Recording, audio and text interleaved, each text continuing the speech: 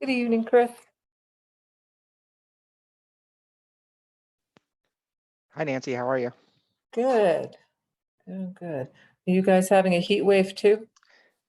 We are not incredibly terrible, but we're in the upper 90s and I think touching 100 soon. So Yeah. Not the greatest.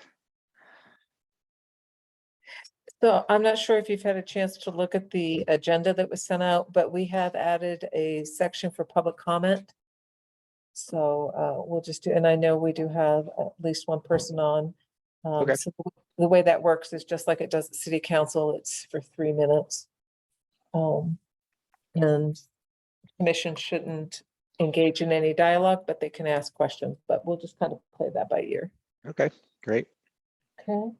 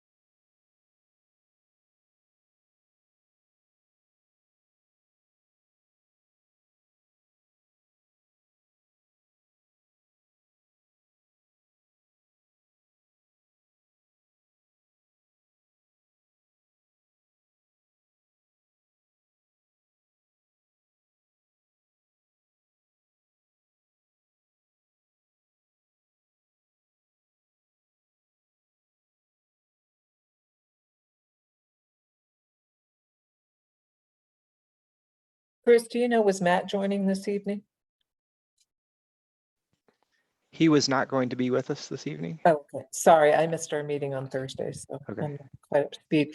So Brian, whenever you want to start, we just let me know and then we can do public comment and then turn it over to Chris.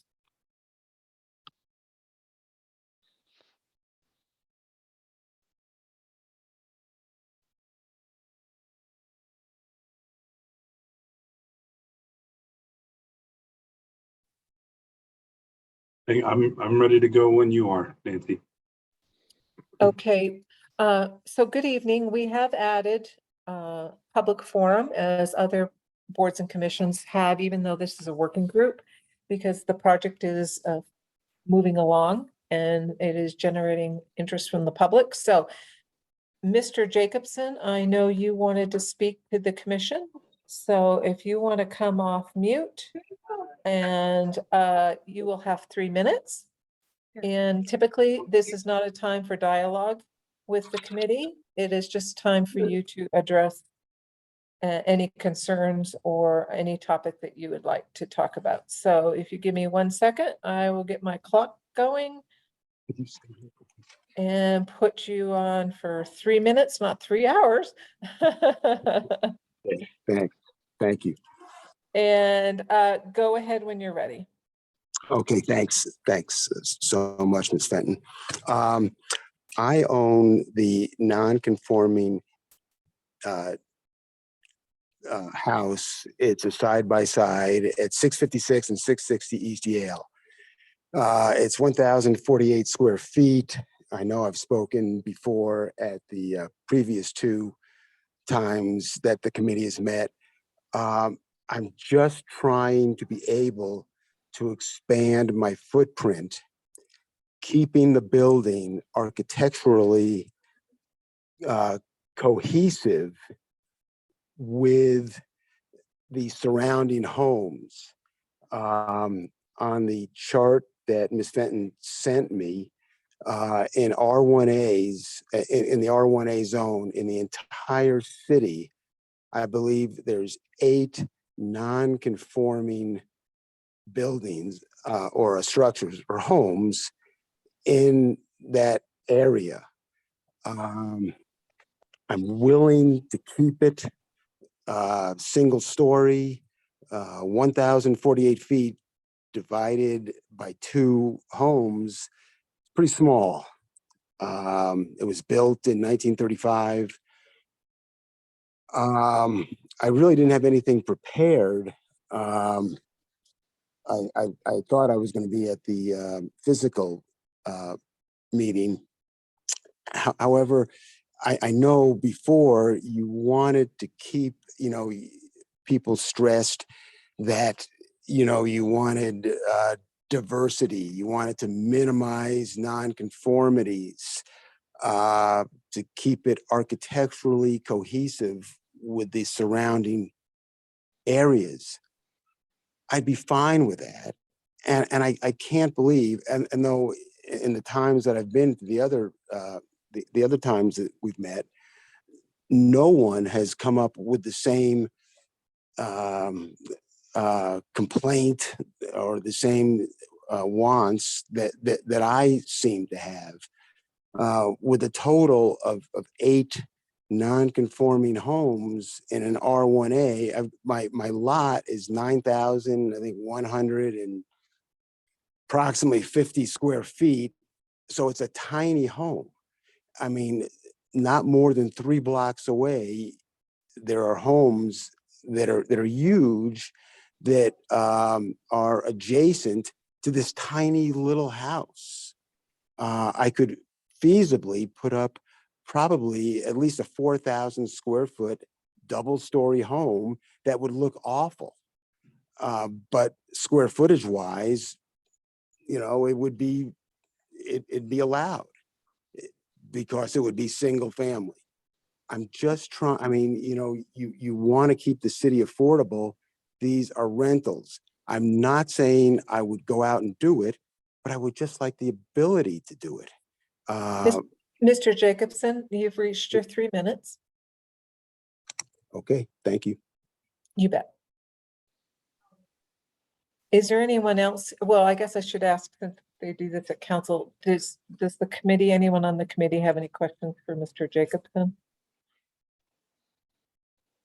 Okay, if not, is there anyone else in the meeting from the public that wishes to address? If so, please come off mute. Okay, Brian, that looks like that's it for our public forum. Thank you, Mr. Jacobson. Can I just ask, is there any way I can find, should I stay tuned so that I can find out if there's any comments about my comments or anything like that? You can certainly stay in the meeting on mute, and or you can watch the meeting tomorrow. It'll be uploaded online, sir. Okay. Thank you. Thank you very much. You're welcome. Okay, Brian, it's your turn. Okay.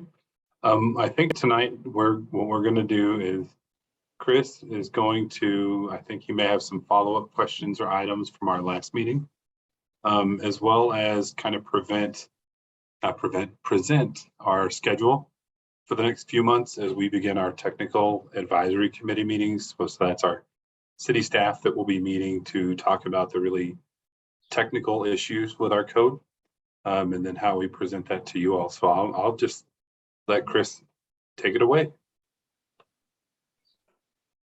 Thanks, Brian. I'm going to share my screen. And again, this is a second of our status updates with the committee to let you know where the draft is. And this one will give a little more guideposts on where we're going. So you guys have some expectations on when you'll start seeing review drafts and things like that on some of the topics we've been discussing. So get to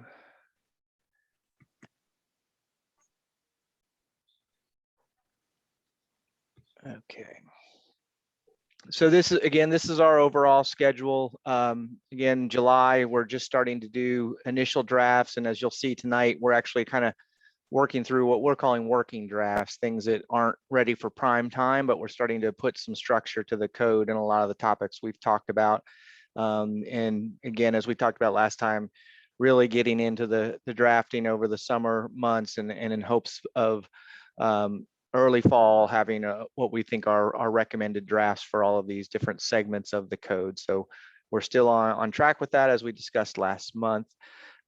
These are our key topics. Again, just this is by way of review, hitting some of the big topics that come all the way back from the 2020 code audit and making sure we're addressing those.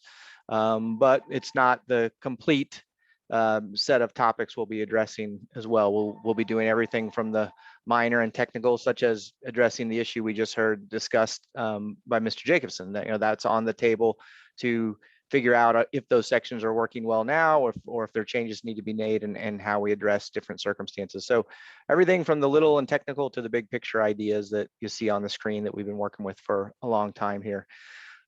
This is by way of recap from last meeting, the June 22nd meeting. We had such a good discussion and substantive discussion about the framework of the code. It got us back into issues and diving deeper on some of them. I just wanted to capture them and give you all a chance to either wrap some of these up, or if you've had other thoughts on these topics since our last meeting, to talk about them as well as we get into the drafting. But overall on the schedule, we had a lot of questions about it's a fairly aggressive schedule. We want to keep it mainly because the community has been talking about these issues for so long, as both Brooke and Brian mentioned, that we do feel we're ready to begin drafting things, but also be prepared to adapt and slow down if when people see those ideas reflected back in a code, they need time to decipher. Or the bigger thing is that second bullet point, the reminder to let's record some of these next steps, whether it's non-code related issues that are outside the code but need to be worked on that this code brought up. I think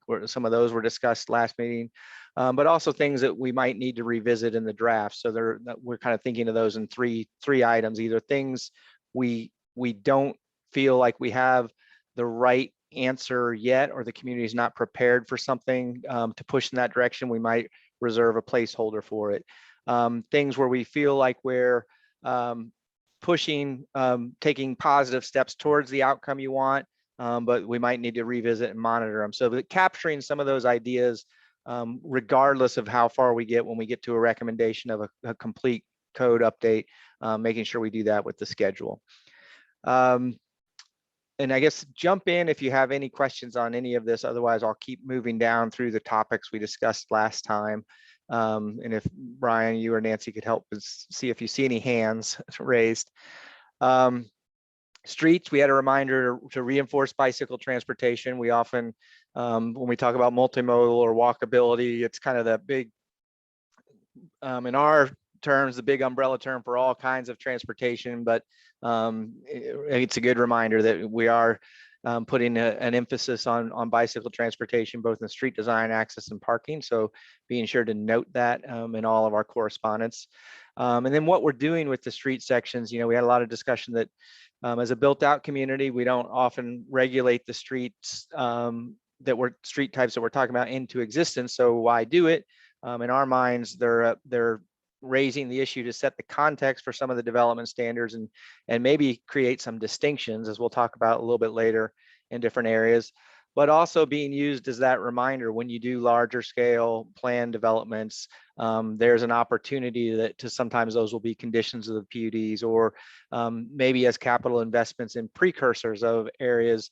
The code can be a good clearinghouse to get some of those ideal cross sections that balance all of those issues of bikes, parking, traffic lanes, wider sidewalks, street trees. We'll have a range of sections that match your typical current right-of-ways, and they won't all be exact, but they'll be in there to do those three things: coordinate other planning efforts, a precursor to development, and then also a precursor to hopefully a guide to future capital efforts as well. And mainly coordinating those with the types of things Public Works using too. So that's a next step for us. There were some, we keep talking about context-based standards. So there were some questions from the committee on that, and doing a little bit more thinking and actually starting to put the framework of the code together. These 4 bullet points are the things that we usually use for creating different standards based on context. The first and easy one is, by zoning districts. The districts are set up to create different standards. So there's our first one, that when we're looking for different standards in different parts of the community, can the zoning districts be that determinant? And it's not always the case. And so the next level is going to the comprehensive plan or any other specific plans the city has done. And if we can rely on those maps and those distinctions for different areas, we'll do that to create different standards. The last 2 are more the ones that we build into the code. There will be some known expected circumstances that we know we're going to run into where we'll give flexibility. And that flexibility can either be in a range of options or ranges of the standards themselves. Like instead of having a default number, having a range that based on certain circumstances, you need to fall within that range. So there's a method of giving context-based standards. And then the last is simply by the flexibility we built into the code that we, you already have the alternative compliance section of your current code, and we want to expand on that. And that will allow us to create some of the case-by-case distinctions that don't rise to a zoning variance, but that we can build in criteria in the code for different contexts. So those factors that we may not be able to predetermine them, like the next bullet point immediately above, but we can certainly put in our intent statements, design objectives, or in the decision-making criteria for considering those applications, a heavy emphasis on the context of the community and what policies you're trying to implement in different contexts. The next major topic that we discussed kind of in several different places in the meeting. So I really consolidated down to 2 bullet points, but there was a lot more in-depth discussion than 2 deserves 2 bullet points. But our continued evaluation of the slot home, for lack of a better term, at least right now, and other missing middle housing types. The big emphasis here is that the ultimate strategy is yet to be determined. I don't think we've come to any conclusions on what's going to be the right fit, other than we know that it's a type worth exploring. We know that to enable it, it needs to meet the city's overall planning policies and possibly deal with competing policies to make sure, density, walkability versus neighborhood character. We know that from the bad examples you've seen and in other communities that we want it to be a contributor to neighborhood character. So heavy emphasis on the frontages. And we know that when they go in, we need to be sensitive to adjacencies and protect neighboring interests. And so we have some ideas and thoughts on that. And really what we're doing on that topic is we're still exploring what other neighboring communities have done. And we're attempting to collect examples of recent built examples in other communities that maybe have addressed some of those things well, and see if there's any lessons we can learn from those. So it's more of a strategies to be determined, but we're exploring those and how to do it well, but do it sensitive to the issues that we know exist in Inglewood. Then we talked about in the broader picture, some of the neighborhood design factors and flexibility that we're going to want to build in with these options, kind of loosely grouping the things that either are currently in your code or that we may want to push a little bit further on that go into making some of the different housing types fit together. So streetscapes, frontages, building massing, aesthetic design, some of those more facade composition, things like that we would hope to learn from looking at good examples of the slot homes. And then lastly, the livability and amenities, so usable open space. And then the last topic we covered was more of a catch-all, sustainability and other topics, some reminders on landscape issues. Don't be looking exclusively at xeric, or when we do, make sure we know xeric doesn't mean no plantings. But xeric and water-wise is important, but there's other things as well, such as the example that was brought up was pollinator gardens, native plants. There's a whole host of sustainability that goes into landscape that we'll be looking to strengthen. And then there was related to all of those, we got into some commentary on solar access, and that's actually a really good example of context-based requirements. As we look to balance those competing issues, can we look to have elevated standards or at least elevated review? I think one of the things that was brought up in subsequent conversations was maybe just certain districts get those kind of extra reviews. And I think that's an idea worthy of exploring. Maybe it's certain streets, the north facing streets was brought up as a sensitive issue.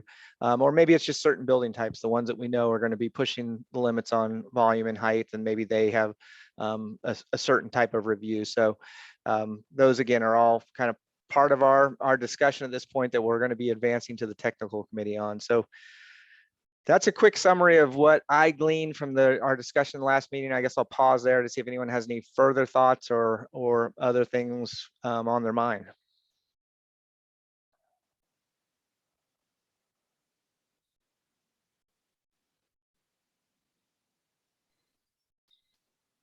I'm Very not good seeing summary. any hands. All right, I'll keep moving on to give you kind of the more of the status of where we're headed. So again, we're going to be engaging the technical committee, which is mainly staff and people that different departments that deal with the nuts and bolts of the code and development review. And then our first meeting is going to discuss I should explain this, on the left is that draft framework we left off with last meeting of how we're reorganizing your current code. And again, not all that different from your current organization, just a few things that we're consolidating into single sections where we can be more brief, and a few things we're breaking out into more detailed sections where we want to emphasize them. But I'll proceed through these. We have 4 sets of meetings set up from July through early September with the technical committee, where we're going to take both the public input, your all's direction, and some of the issues that have been discussed, and get to the nuts and bolts of it with staff and the people that need to review and implement under this. So the first one is coming up is going to be on procedures. We haven't talked a great deal about that because it's more of a like a nuts and bolts process issue that's not dealing with any of the substantive community design issues that you all are helping us with, but this is an important part of what makes the code work. So a lot of the sections are in there, including the one that was brought up by Mr. Jacobson, the non-conforming section. So we're looking at all of those things right now with staff, and we'll probably come back to you all with some ideas on those sections just to verify if we're headed in the right direction. The second one, main part of it's streets, but we're kind of lumping in some other public realm design elements. So that will be our second steering committee topic. And that's mainly going to deal with chapter 3, where we're putting the street standards and subdivision standards, but also chapter 7, access and parking, because those ideas are coordinated. The third one, the housing and neighborhood design, mainly dealing with chapter 4, where we're going to have the zoning districts and uses. But then the idea of this new idea of chapter 5 of let's have all of the residential development standards. So the non-use things, the building scale, mass, lot sizes, what types of design standards we want to emphasize and strengthen in your code. All of those things that make the neighborhoods diverse, but make them come together better. That'll be our third meeting. This one is also, we're kind of closely watching. We keep reminding that there's this other idea out there of housing affordability and attainability that Root Analytics is working on through a grant and a subcontract. And so there may be it may go a little bit longer or even beyond this technical committee meeting. But at least from this standpoint, we're going to cover all the things that this committee and the public's discussed thus far regarding housing.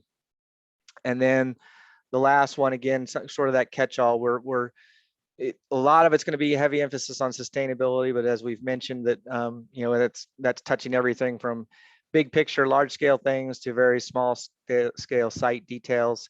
And then we're going to lump in the other topics that we haven't grouped in, the general community design standards, things in non-residential districts that we'll want to be looking at. And so it touches on a number of different chapters in the framework.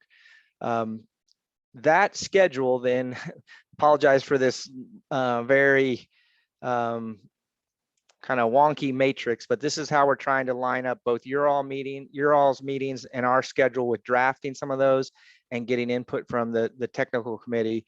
And essentially the key thing here is these shades of colors. So these represent the draft of those chapters and sections. So for example, if we just took the technical provisions, chapter 1, general provisions, which includes lots of the nuts and bolts topics, and chapter 2, the application procedures. How does someone get into the development review process and how do we review those applications? So we've already created what we're calling a working draft on that. And then what that's going to do is set us up to talk to the technical committee on the July 29th up here.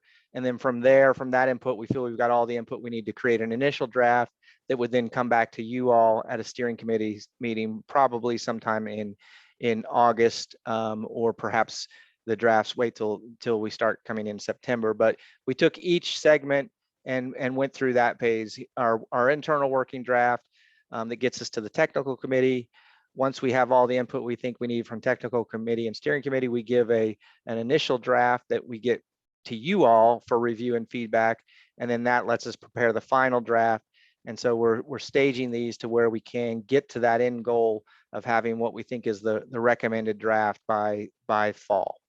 And then we're aligning those with the different meetings. So again, not to dive into like a complicated chart and graph of how we're doing all this, what it means to you all is the right of this screen.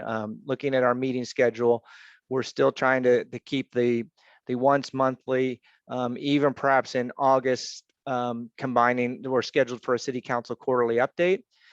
We still won't have all of our technical committee meetings complete by then. So one of the thoughts is, well, as we've done in the past, why not make that a joint meeting, since there won't be too much substantive for you all to review at that point. But that's one idea that's out there, unless you had things that you feel need to be topics of discussion. And then what we would do is by that first September meeting, which would again be your second meeting for those of you on the Planning Commission, we would have initial drafts. So in other words, our working drafts have been vetted and we've met with the technical committee on all the topics, and we feel we've got a direction to create what we think is an initial draft for your all review of these first chapters here on both technical provisions and the mobility, access, and public realm design, which is chapters 1, 2, 3, and 7. And then as that schedule continues to stage, by the October 4th one, we'll have all of our technical committee feedback and drafts prepared of 4, 5, 6, and 8. So the zoning districts, residential design, non-residential design, and the landscape standards that kind of complete that whole suite of developing a site.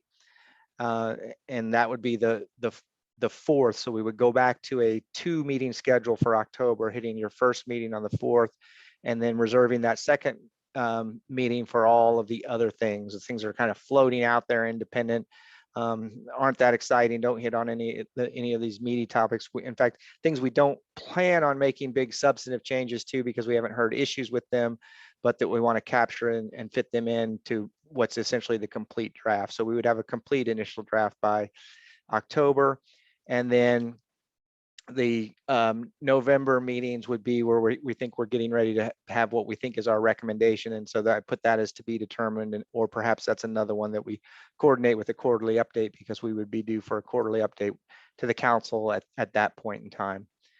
And then the last thing I had is, I'm sure, looking at that schedule and what you're reviewing, I think even last meeting, there were some questions on, okay, what's going to be coming at us? And so this is how we typically do this. And again, the idea is we want you to review as much as you care to, or as much as you need.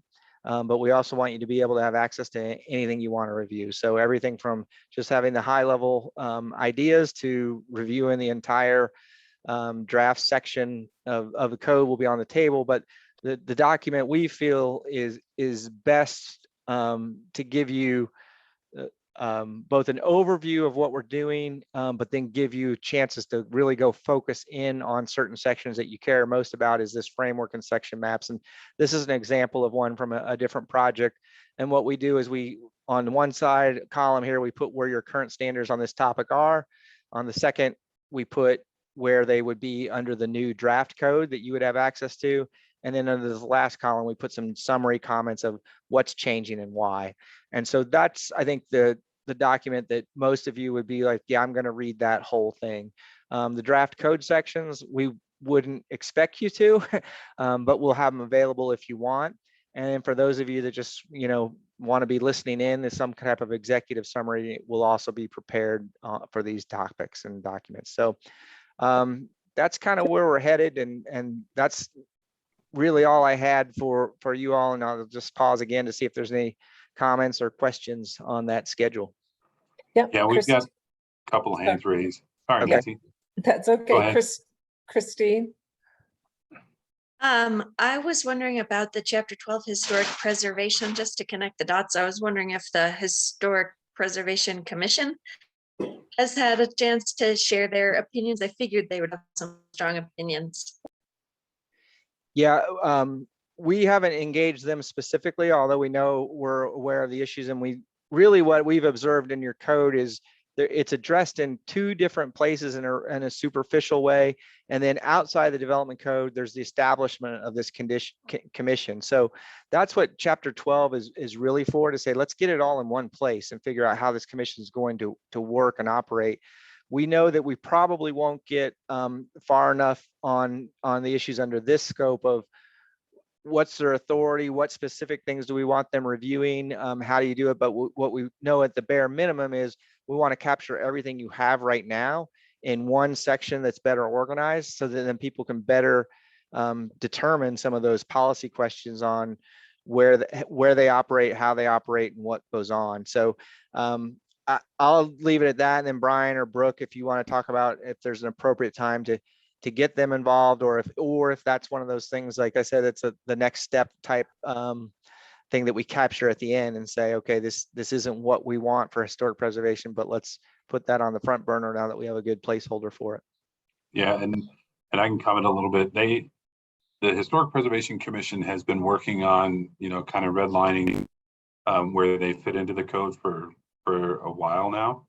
And they're still working on, kind of finalizing that and finding our place to fit it in this document, or whether it comes directly after this, that's kind of where we're trying to sort out where it's going to go. But we are looking into it as staff, and our commission is too. Mommy. Okay, Andy.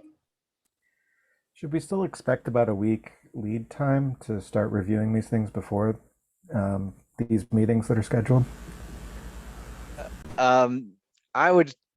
I wanted to endeavor to give you longer than that, because that's, I kind of laugh when I hear a week lead time to review it. Some of it, certainly the executive summary and the framework, you would be able to get through it and really understand it, I think, in a week. If it would be something, the length of these are things that you could maybe spend, I would estimate an hour plus or minus to be able to go through these whole section maps on each section and kind of have a good flavor for what's going on. That now, if you want to go dive in and look at the chapters, or if you're one of the people that want to review the whole chapter in whole, we're going to want to give you more than a week lead time. So we'll all have to go back to that schedule and really look at these meeting dates. How much do we expect you all to have covered? I'm thinking of, like, if I just look at this, the 20th one, I'm thinking we could probably give you at least 3 weeks on that, because I know the technical provisions are already in a working draft. As soon as we meet with the technical committee in July, I would plan to have those things done in a couple of weeks. So by mid-August, the chapter 3 and 7 would be following closely behind. But so that there's one where I can look at that and go, yeah, we should probably be able to get that to you by September 1. But I'll have to go through and think of that on each of these as well. But that's a very good question and point. Christine? Yeah, thanks. One more question. When I was talking with someone who was involved in historic preservation, they were saying one concern is when you knock down old buildings, that you'd have lead and asbestos going into the air, and they were recommending some containment of that. And I'm wondering, is there anything on demolition in the UDC, or does that belong wholly and completely in the building? My opinion and what I'm most used to is it is a building code issue. And oftentimes building codes will have a special provision for historic buildings or certain aged buildings, adaptive reuse provisions in the building code. So I'm most used to that being in the building code, although we often do see some of those things worked into a zoning related process for historic preservation. So that's one of those things they need to coordinate, but I think the substance of it is usually found in the building code, but I'm not a complete expert on that topic. So if anyone else is, feel free to correct me. Yes, it is in the building code in terms of demolition of any existing buildings. And it's really regulated by the state. Before the city will issue a permit to demolish any building, they have to have a clearance from the state of Colorado in terms of asbestos. So yes, that is definitely within the purview of our building permit and demolition permit system.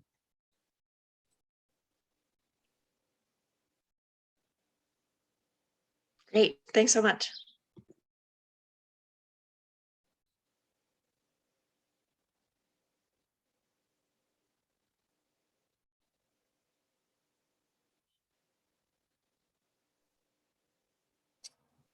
Chris, I'm not seeing any other hands at the moment.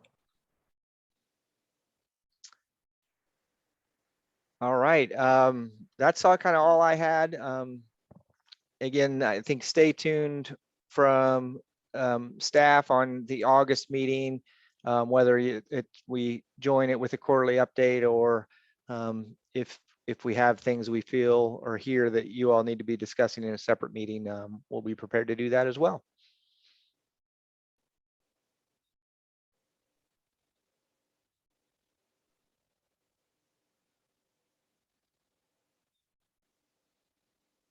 Brian, I'm going to kick it back to you. Okay, are there any other questions or any comments that the committee would like to make before we adjourn? Super good job as always summarizing all of that and planning.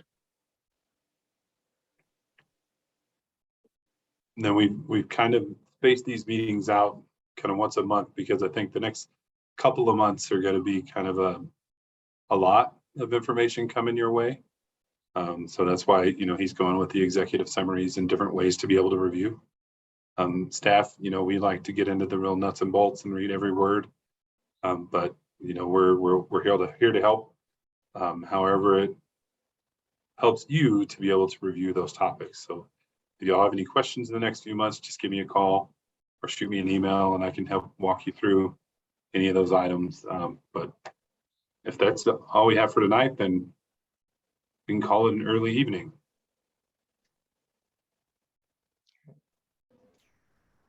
Thanks, everyone. Thank Have you. a good evening, everyone. Thank you. Mr. Jacobson, thank you. Thank you.